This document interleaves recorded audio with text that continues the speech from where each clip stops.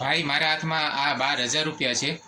એ મેં 3 દિવસ 7 મજૂરી જ્યારે કામ કર્યું ને ત્યારે આટલી મજૂરી અમને મળી છે। તો આ એક એવી વસ્તુ છે મિત્રો, આ કોઈ જેવી તેવી વસ્તુ નથી। આના માટે માણસો મરી જતા હોય છે।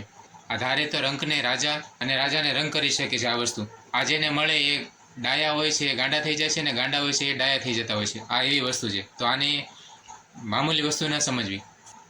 આ વસ્તુ તમને બતાવવાનો હેતુ મારો એ છે કે મિત્રો, અત્યારે હમણાં નવો ટ્રેન્ડ ચાલી રહ્યો છે બર્થડે મનાવવાનો। એ ખુશ રહેવું એ સારી વાત છે।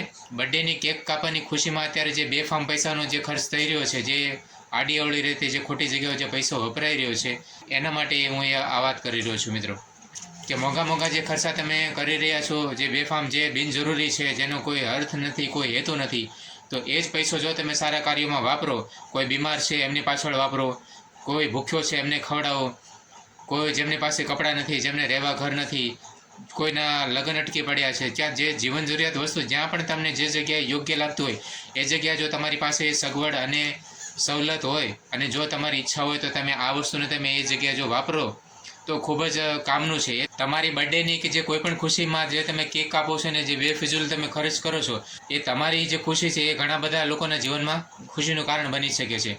તમે ધારો તો ઘણા બધા લોકોના અંધારા જીવનમાં અજવાળું બની શકો એમ છો। જો આ વસ્તુ તમારી પાસે હોય તો આનો ભરપૂર તમે સદુપયોગ કરજો।